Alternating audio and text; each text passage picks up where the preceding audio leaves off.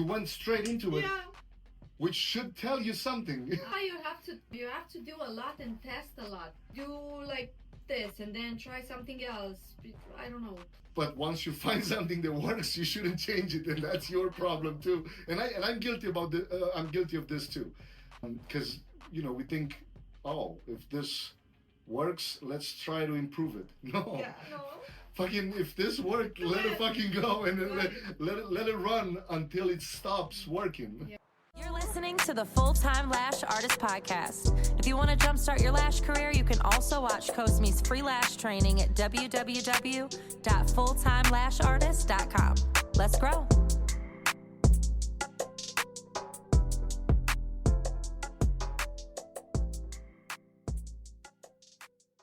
And that's probably one of the biggest mistake that I do. I try to be so perfect, and you know that because you're always telling me, Cosmina, it doesn't have to be like I'm talking about Instagram, the feed.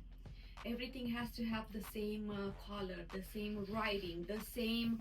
It's just, if I don't do that, I feel like, oh my god, nobody's gonna watch my profile now. But you can do it in a way without spending time. You know how? You can, instead of you spending time trying to get a thumbnail that you're customizing for each video, you should just use that color that you want on the text in your captions. In your caption, and then make sure you use a LUT on the video, which is a filter. I don't know if you've ever used, you've used CapCut, but CapCut has a way that if you like one specific thumbnail, you tell CapCut, match this video with this thumbnail, and it automatically autocorrects the color of the video to match the thumbnail or the photo that you want, right? Like if you like it darker, you don't have to spend time like decreasing the brightness and decreasing or increasing the contrast. No, you just tell CapCut, match the thumbnail, and that way you don't have to spend time. You pick one from the video, and you can still. Yeah, that's way easier. It's not going to be 100%. It's going to be 90%. But trust me, nobody. There are so many other things that you could stress about. Yeah. Like for example, making everything perfect. You can look at the top 10 videos of this month or top 3 videos of this month, download them, and record the first 3 seconds again.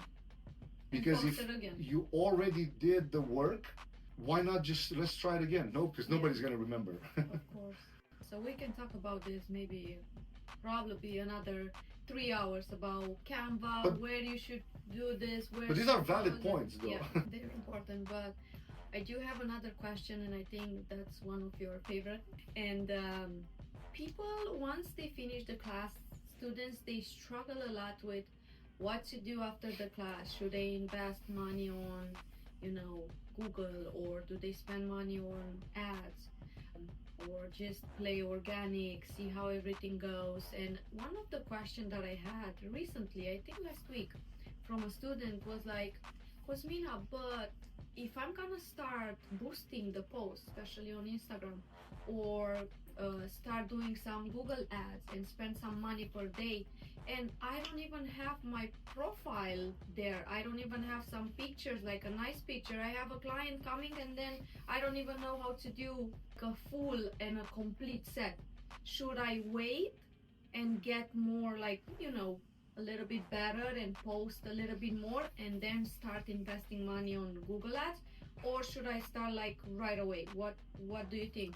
And before we go into that, I want to share one of my stories since when I started. I will never forget. I was in the small office, remember, in the little office that downstairs. I started, and oh my god, it was probably for the first month or second month when I started to do lashes.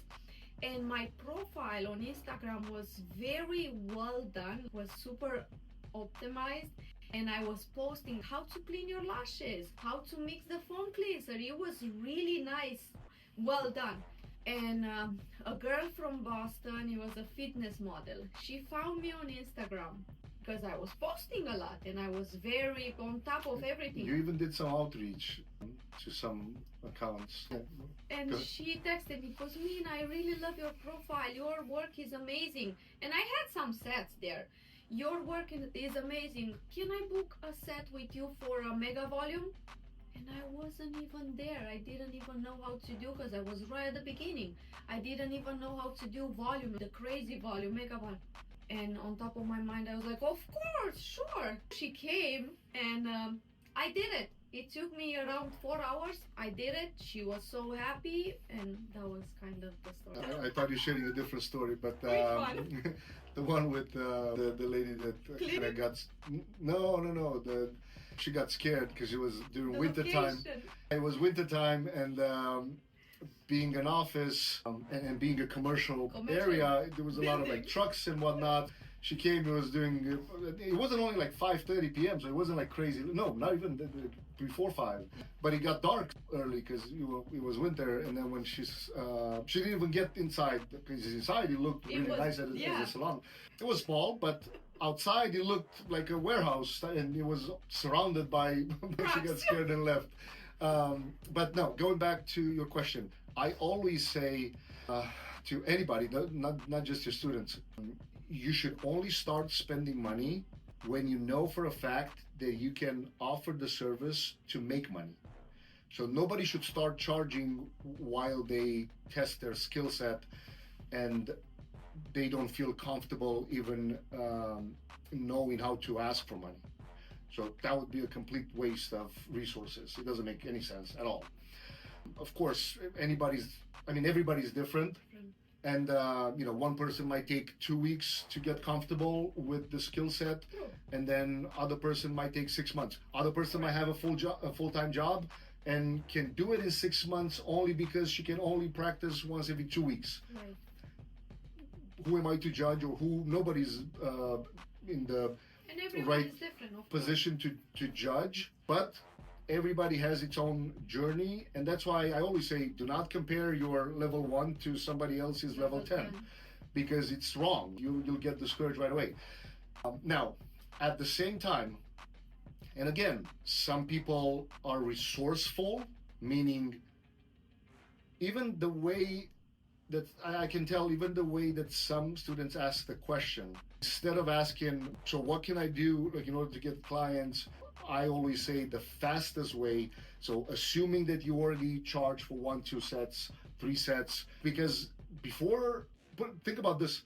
Think about as when it comes to ads, sponsored campaigns on Instagram, Google, and spending money on all of these type of, because these are sponsored campaigns. This is just the gasoline that you pour on a fire. The fire means how to sell your service. If you don't feel comfortable selling, you don't have a fire. So you pour gas on what? On cement, right? You know what I mean? You should first, now you shouldn't be you don't have to wait until you're perfect, because that's never gonna happen. There are people that they might do this for 10 years and they probably never spent a dime on ads because because they heard some people saying on the internet, oh, I spent $100 on Facebook and they and my phone never rang, or I spent $200 on Yelp and they only took my money, or whatever, right? It's never a perfect scenario. However, let's assume you are comfortable with the skill set. You already charged at least 2 to 5 clients. Now it comes to a point where you have to understand what resources you have. If you don't have any resources, meaning you don't have resources, can be money, saved cash from your full-time job, or maybe you had another business before. You had a cleaning company before, right? You had some or maybe you do something else on the side. Exactly, like you have, resources. Resources doesn't mean just cash. Mm-hmm. It can be a credit card. Mm-hmm. So now, you're thinking, all right, instead of spending $7 on a Starbucks coffee every morning times 30, that's $210 that you can spend on Google Ads and maybe land 2-3 customers that already it's profitable, right? Yeah. That's a resource. Resource can also mean you are working either in a salon as an employee or in a salon as yourself, or maybe out of your living room, and you already have a clientele of 10 people.